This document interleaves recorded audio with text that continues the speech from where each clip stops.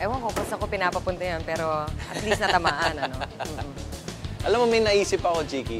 Di ba napapaano ka talaga dun sa mga bata pag nag-uumpisa pa lang sa sports na malayo ang mararating nila? Actually, ito nga si Efren Batareyes, 9 years old. Nung nag-umpisa, 9! 9 years old? 9 years old! Kaya talaga, hasang-hasa siya hanggang ngayon eh, no? Bata pa lang.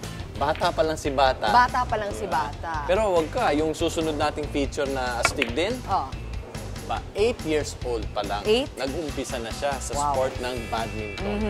Kaya hindi ka magtataka na si Malvin Ann Alcala o si Poca. Si Poca. Si Poca, yes.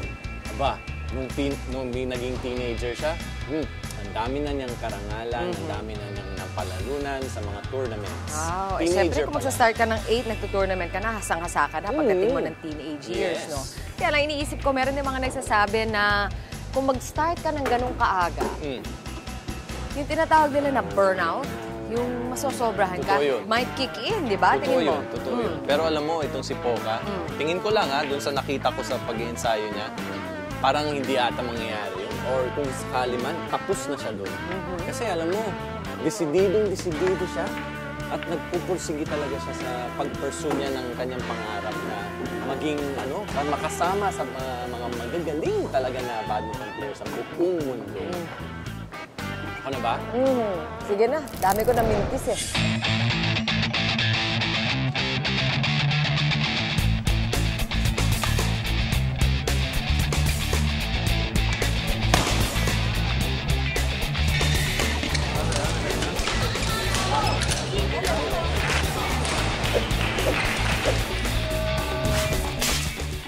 Hi, I'm Malvin Ann Venice Alcala. I'm 15 years old, member of Philippine National Badminton Team. Yung pokang dati, naglalaro lang yun sa labas eh. Naglalaro lang kasama yung mga kaibigan niya, tapos na-involved sa badminton. Nung unay, laro-laro lang para kay Poca ang badminton, hanggang may makapansin sa potensyal ng bata. Yung proper training niya, talagang rigid. Nung sinalim siya ng first tournament niya sa Tobis, edad niya yata yung mas 8 years old. Yun, tuloy-tuloy na yun hanggang sa, mag-champion siya sa tournament. So, doon na nag-start. Dito, lapit ka. Black dito. Maagang nakatikim si Poca ng tagumpay. Maaga rin niyang nalaman ang mga sakripisyong kailangan ng isang kampiyon.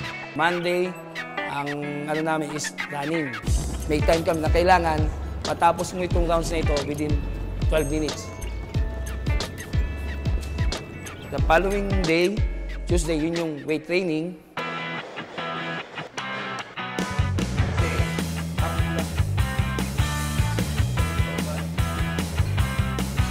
Pag yung training namin, yung hard, yung physical, sobrang minsan naiiyak na ako eh. Pero ang lahat ng pagsisikap, ang lahat ng kanyang pawis at luha ay may katuturan. Dahil bawat buhat at ehersisyo may layunin. Importante sa badminton yan, yung chest. Ang counting, ang ginagawa ko sa kanya, 10 lang. Pero dagdag kami ng dagdag ng weight. Ganun din, yung flying press, and then yung military press, challenge press behind the neck. O, para sa shoulder yon, importante din to kasi para sa power sa smash. At alam ni Coach ang mga hangganan ng kanyang bata. Yung sa Taipei, yung sinabi ko kanina, yung 80 minutes game, 1 hour and 20 minutes. Nag-collapse yung muscle niya. So, ibig sabihin, bumigay, nag-cramps, and then yung power niya nawala kasi nga sobrang tagal. At tulad ng isang mekaniko, kinukumpuni ni Coach ang problema. So, yung strengthening ng muscle, yun yung para dun sa yung ganun din, yung mabilis, para tumibay. So, tumagas kahit na yung game niya 1 hour, 2 hours, pero yung power niya nandun, steady pa rin yung galaw niya, hindi nag-iba. May mga situational games kami. Kasi sa badminton, hindi pare-pare siya. After interval, mag-iiba ng pace yun. So, kailangan marunong ka sumabay doon. So, pinapractice din yun. Yung speed sa court, pinapractice din yun. Kunyari, especially singles. Hindi kailangan puro fast o puro power. Kailangan may variation. Kaya naman pagkatapos ng walang hanggang practice, malas lang na makakatapat ni Poca sa court. Gusto ko makasabay sa mga top-ranked players ngayon ng mga mas matatanda sa akin. Kasi magandang experience yun pag nakatapat ko sila tapos nakasabay ako sa kanila. Papasok na siya sa peak, no? Actually, rank number 106 na siya ng world sa singles. And then, nag-champion na siya sa lining. 3 Indonesians ang tinalo niya. And then, isang Hong Kong ulit. Tinalo niya lahat by straight sets.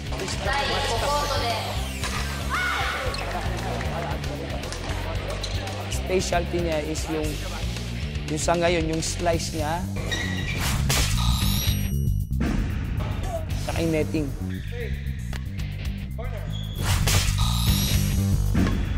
Siyempre, pinakamalakas yung power niya.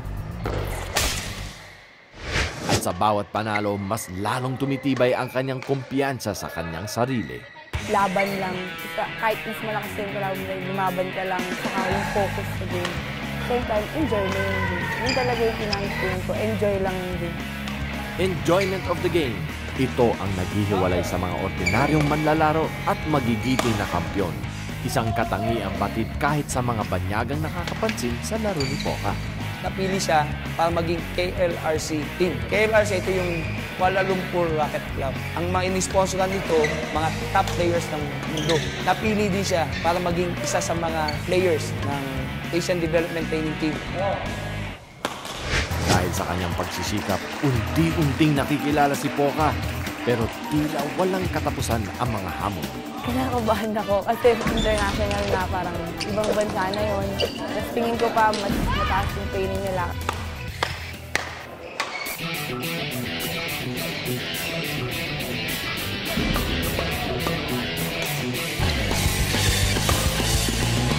Sa kanyang determinasyon maabot ang mga pangarap, hindi napapansin ni Poca na malayo na rin ang kanyang narating. Hindi biro ang maging isang world-class badminton player. Pero hindi rin biro ang talent at disiplina ni Poca. Masaya ako kasi yung lahat ng hard work ko nagkaroon ng magandang result. Masarap sa feeling.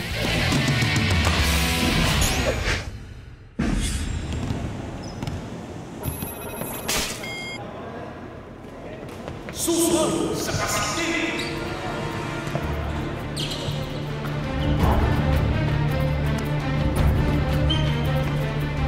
Kita niyo naman yung pawis itong mga players na to. Kanina pa yan. At saka, take note, 6 days a week ngayon ang ensayo nila on the court. At every other day, iba-iba rin ang ginagawa nila before their court practice. May drills yan, may weights training. Puspusan talaga ang kanilang pag-iensayo dahil hindi biro ang kailangan nilang harapin para makarating sa Olympics sa 2012.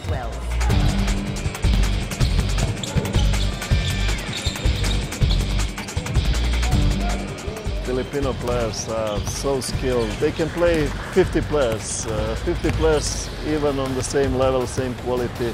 It's just up to you what kind of players you need for the national team. Yung tournament na sasalihan natin sa Dubai is called the Dubai International Invitational. Second year na natin sasali dito. Last year sumali din tayo and we finished 3rd place. Hindi namin nakuha yung goal sa Asian Games na makaka-place doon. Para sabi ni Coach na wag lang bababa yung kumpiyansa namin. Ang goal namin doon, championship sa Dubai. Going to the Olympics siguro para sa akin, malaking bonus na yun. Pero ang pinaka-ultimate goal para sa akin is yung mabalik yung respect sa ating mga Pilipino sa national team. We can do it. We can do it. Sobrang dami ng athletes dito, mga professional players. Sobrang kayang-kaya kumumpit ng mga Pilipino.